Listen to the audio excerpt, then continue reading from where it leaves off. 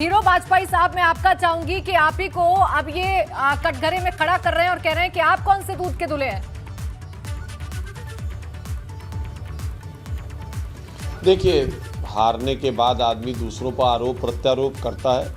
मुझे नहीं लगता कि जिस तरह का परिवारवाद की ये बात कर रहे हैं उस तरह का परिवारवाद कहीं भी भाजपा में आज नहीं पता हमारा अगला राष्ट्रीय अध्यक्ष कौन होगा, मोदी जी के बाद कौन प्रधानमंत्री होगा, किसी परिवार का नहीं है। कौन हमारा गृह मंत्री होगा, कौन रक्षा मंत्री होगा, इस तरह की चीज़ें हमारे यहाँ कतई नहीं है। जो कार्यकर्ता नीचे से मेहनत करके आता है, वार्ड बूथ और जिले में काम करते हुए प्रदेश तक आता है और फिर चुनाव लड़ता है, उसकी स्वीकार्यता रहती है। हमारे यहाँ किसी के बाप, किसी का बेटा, किसी का रिश्तेदार होने का फायदा नहीं। और जहाँ तक अभी ये बात कर रहे हैं मौर्य जी, तो उसमें मेरा एकमात्र यही कहना है कि देखिए, आपने 2 टिकट साझे में ली है ना, और सिर्फ अपनी पत्नी और बच्चे को लड़ाया। मुझे लगता है जनता परिवारवाद को उत्तर प्रदेश में नकारने में लगी है और उसलिए केशवदेव मौर्य के परिवार को भी उन्होंने नकार दिया।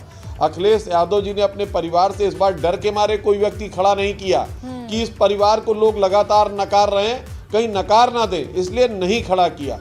तो मुझे लगता है कि देश के अंदर एक ये परिवारवाद का भ्रष्टाचार के बाद गुंडागर्दी और ये सब चीज़ों को उत्तर प्रदेश की जनता ने फिर सिरे से नकार दिया है। और मुझे लगता है जितनी जल्दी इन छोटे दलों को समझ में आ जाए कि ये दल केवल अपने और अपने परिवार के लिए साथ आ गई है, बम्पर बहुमत के साथ वापस आ गई है। अनुभव, आपसे मैं समझना चाहूंगी, देखिए आप दोनों ही पक्षों की बात सुन रहे हैं। हालांकि हीरो वाजपेयी जी के पास अब कहने के लिए बहुत कुछ है क्योंकि अब बहुमत हासिल कर चुके हैं, उनकी बातों पर मुहर जनता ने लगा दी है। लेकिन जो बात केशवदेव मौर्य बार बार कह रहे हैं, ना तो सीधे तौर पर ये एक्सेप्ट कर रहे हैं कि उनका फेलियर है, ना ही स्वामी प्रसाद मौर्य पर सीधे तौर पर हमला बोल रहे हैं, इससे क्या कहें?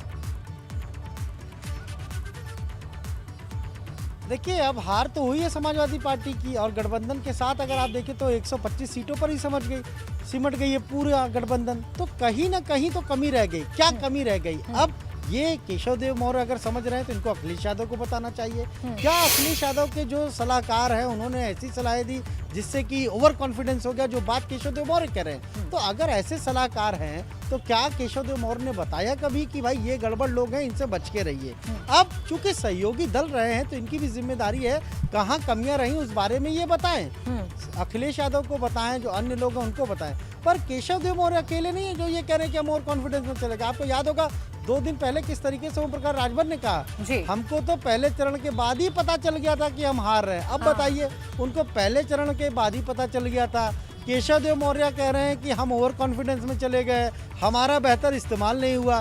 तो यानी जो रणनीतिकार थे, देखिए अखिलेश यादव अकेले पूरे प्रदेश में गए, हर जगह प्रचार किया, कैंपेन किया, लेकिन क्या सलाहकारों ने अपनी भूमिका सही से निभाई? जो सलाहकार थे, क्या केशवदेव मौर्य अब इन सारी बातों को बताएंगे? अभी 2 दिन पहले मिल के आए अखिलेश यादव से, क्या कुछ बात हुई वो तो यही जान सकते हैं। लेकिन अगर इनको लग रहा है कि और कॉन्फिडेंस में चलेंगे तो क्या वजह है? ये महत्वपूर्ण बात आप कर रहे हैं अनुभव, और इसी का जवाब हम ले लेते हैं केशवदेव मौर्य जी से। केशवदेव मौर्य जी, क्यों ना समझा जाए कि आप तो हारने के लिए चुनाव लड़ रहे थे? क्योंकि अगर आप पहले से ही आपके सामने स्थिति एकदम स्पष्ट हो गई थी, पिक्चर एकदम क्लियर हो गई थी, तो आप क्यों नहीं गए अखिलेश यादव के पास? आपने क्यों नहीं बताया कि यहाँ पर गड़बड़ हो रही है, चूक हो रही है, आप सुधार लीजिए ताकि जीत हासिल हो सके? नहीं, मैं ओम प्रकाश राजभर की तरह ज्योतिषी नहीं हूँ। पहले चरण से मैं जान गया था कि हम हार रहे हैं, लेकिन हम ये बात का जरूर प्रयास कर रहे थे भारतीय जनता पार्टी को हल्के में न लिया जाए। बहुत लोग जैसे जो पहले चरण में जान गए थे ओम प्रकाश राजभर, वो लंबी फेंक रहे थे। वो कभी ये बात नहीं किए कि हम हार रहे हैं पहले चरण से अगर हार रहे तो उन्हें बताना चाहिए था। मैं इस बात के मैं खुद स्वीकार कर रहा हूं कि हम महान दल के समर्थकों का जितना वोट हम समाजवादी पार्टी को दिला सकते थे मैं नहीं दिला पाया। मैं अपनी कमी बता रहा हूं। मैं भारतीय जनता पार्टी के प्रवक्ता। आप अपनी कमी बता रहे हैं केशवदेव मौर्य जी, लेकिन मैं आपसे पूछ रही हूं कि आपने क्या ये कमी, ये जो स्ट्रैटेजिक फेलियर आप बता रहे हैं, क्या ये कमी आप अखिलेश यादव तक पहुंचा पाए? आपने उस वक्त अपनी भूमिका क्यों नहीं समझी? नहीं पहुंचा पाए, हम उनसे मिल नहीं पाए। व्यस्तता बहुत ज्यादा थी उनकी भी, और हम भी दो प्रत्याशी लड़ा रहे थे। आप चुनाव लड़ रहे थे उत्तर प्रदेश का सबसे बड़ा चुनाव, और आप कह रहे हैं कि आप मिल नहीं पाए, आप बता नहीं पाए। हाँ, नहीं बता पाए, हमारी गलती है, हम कमी कर गए।